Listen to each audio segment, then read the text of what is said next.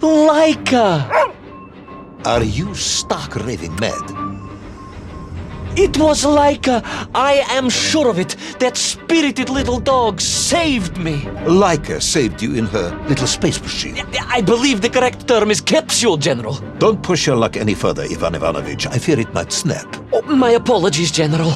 In my excitement to explain what I discovered on the far side of the Metagalacticus Interiors, I got carried away. And it happened like this.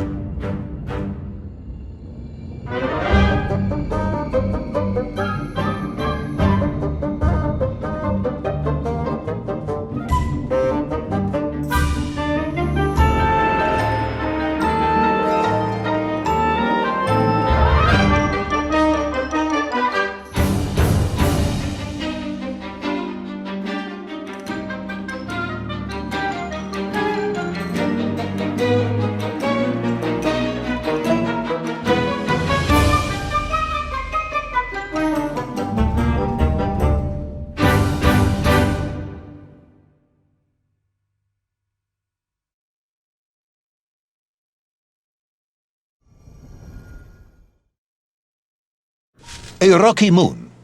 It's the center of the Earth. The source of all creation, General. A place where time flowed like rivers, and boulders of raw matter rained like comets upon the cratered rock. Another miraculous escape from death. Another happy accident. It was no accident, General. Laika took me there entirely deliberately, I'm sure of that. She continues to be a heroine and a savior and protector of our great nation.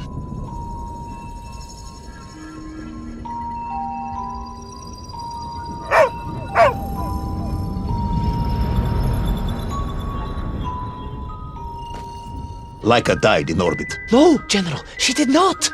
She is very much alive and happy, and currently living several miles below our feet. Laika is dead, Ivan. She most certainly is not, General. This is the real world, Tovarish. A world where you did not go to the center of the Earth, and Laika died in orbit. In my world, General, Laika is still alive.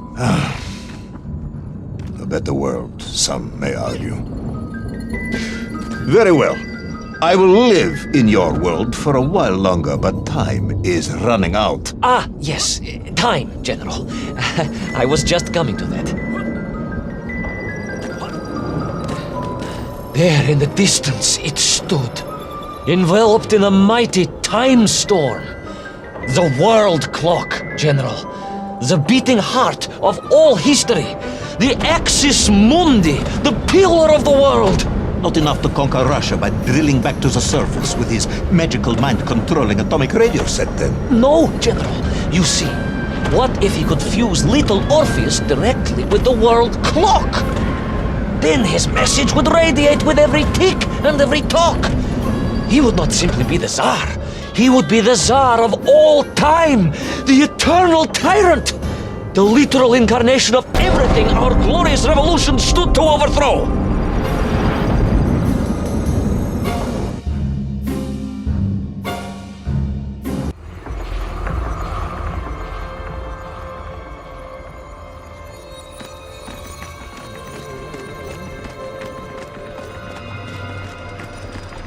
Sonikiv! Uncanny, General.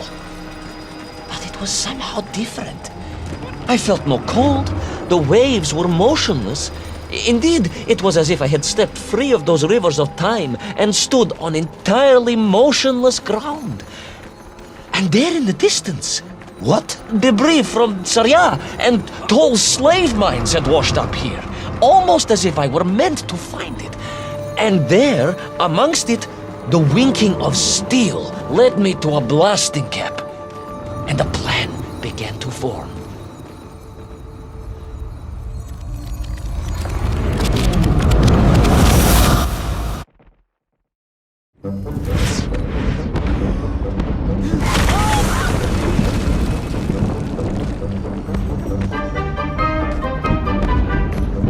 The terrain was ferocious. Explosive eruptions of fire and heat. Thunderous emissions. The terrain was ferocious. Explosive eruptions of fire and heat. thunderous emissions and lethal gases. Much like your cousin Pavel, perhaps, as a result of consuming all of those stolen eggs. Ah, General, you have been listening after all!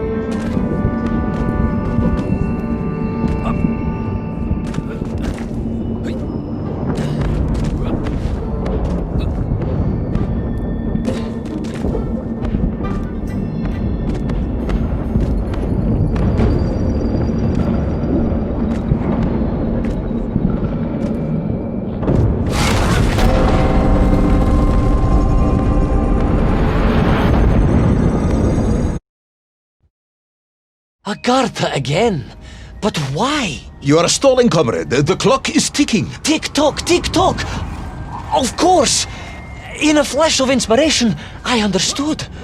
It was all wrong, you see, General. That we can agree on. We should never have gone to the center, because without Little Orpheus, Toll could not have become the tyrant he had.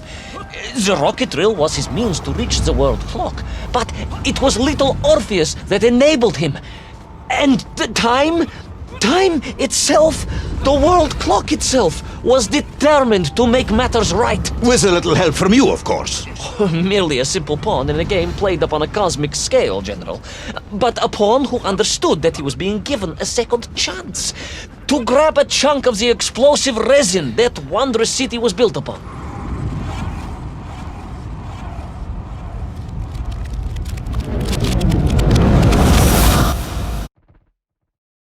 And I was back. The mighty river of time roared past me, carrying the weight of the whole of history with it. Even for you, this is a stretch. Our time is almost up. I have to submit my report within the hour. Time, General. Time was nearly up indeed. That ancient and magical river that carried me along was surely moving inevitably towards some kind of end.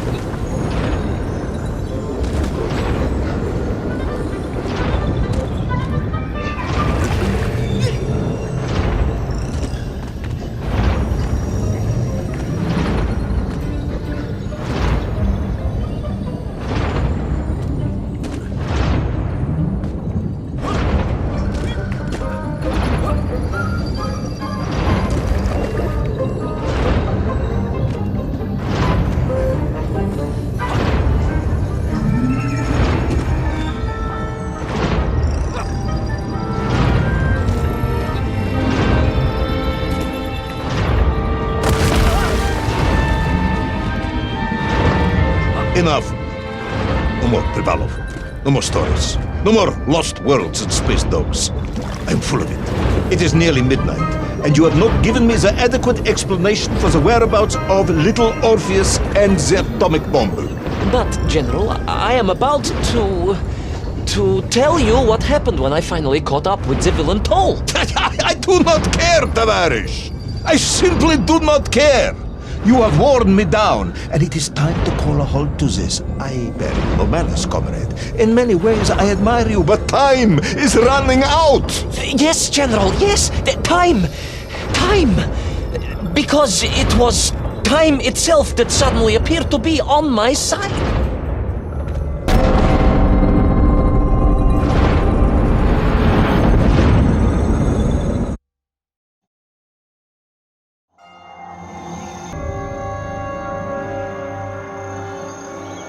Perhaps the world clock was so impressed with your egg-wearing antics it decided to return you to Plutonia for a second attempt.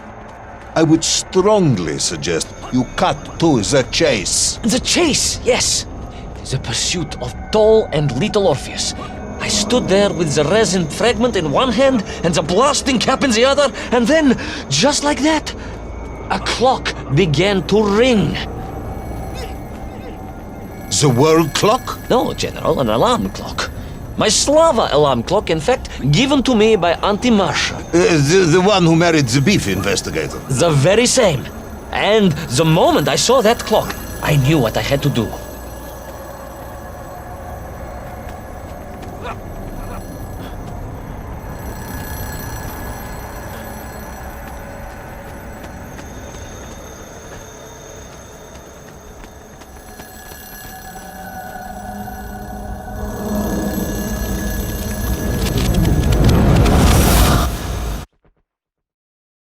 Yes, I'm waiting. A bomb, General. A bomb to destroy a bomb.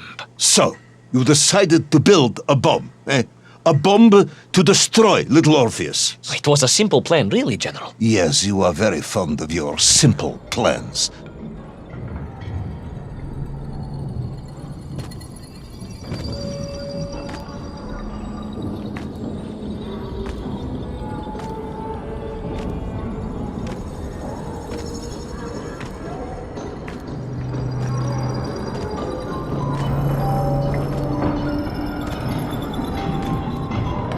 It was the last time I was to see those poor enslaved men on my journey.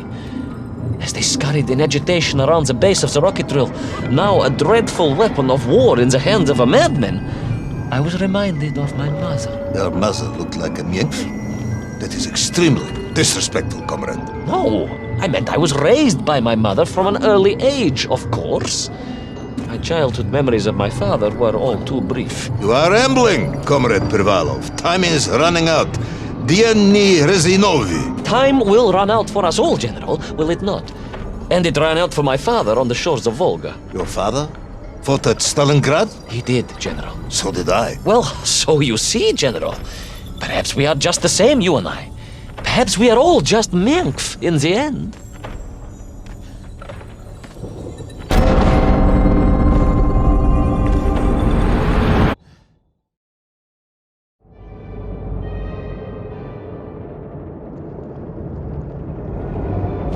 What possible use in the construction of a bomb could be found in the belly of a giant whale? Were you perhaps planning on using a worm as a fuse? That would be ridiculous, General. I would hate to undermine your otherwise entirely plausible account. You forget, General. The belly of the beast was full of shipwrecks. And on one of them, I was bound to find what I was looking for. Fuse wire. Comrade, yes, you'd forgotten all about the fuse until I reminded you, hadn't you? General, your cynicism is unbecoming to a man of your rank and stature.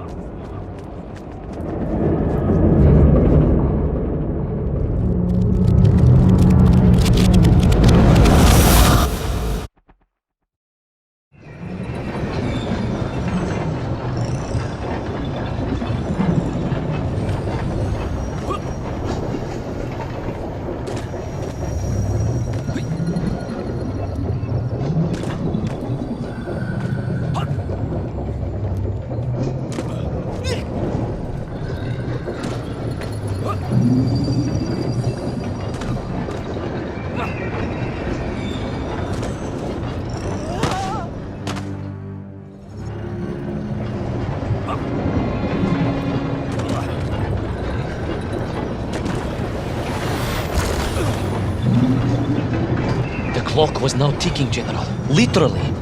I was surrounded by time, immersed in it.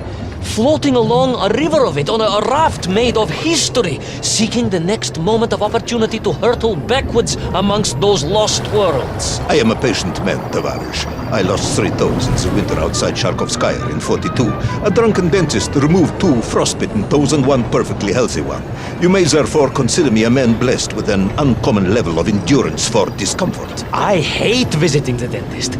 My uncle Vanya was a dentist, and he was a deeply strange man, notwithstanding the love he felt for his pigs. Is what? He was a pig dentist, General. He always claimed that the human mouth presented an insufficient challenge. Let me challenge you, comrade. You will tell me what happened to Little Orpheus. My patience is exhausted. I am done. But we are nearly there, General. The world clock was shortly to strike again and transport me... Well, who could guess where?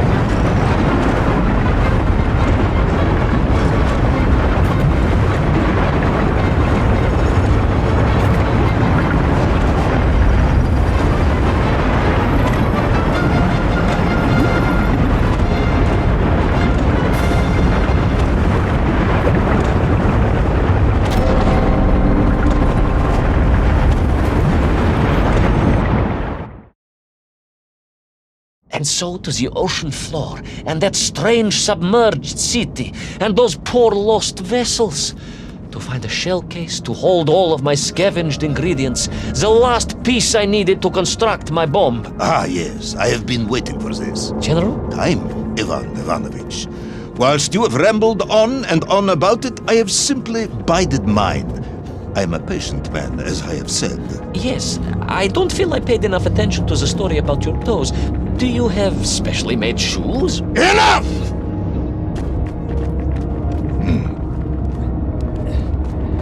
Now I have your full attention. Indulge me, Tavarish. Explain to me how you made this bomb. General? Your bomb, comrade, that you so brilliantly constructed to destroy Little Orpheus. Tell me how you made it.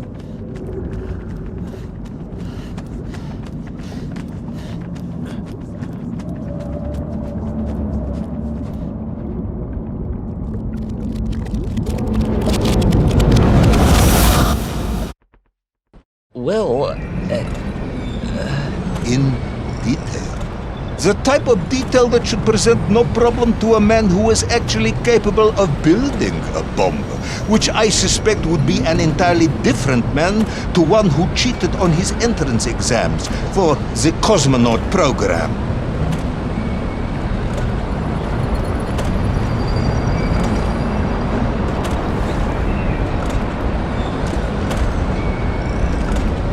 You are uncharacteristically silent, comrade. Cat, got your tongue? if I may, General, perhaps just a minute or two to gather my thoughts? There are precious few minutes left. We have reached our conclusion, I think.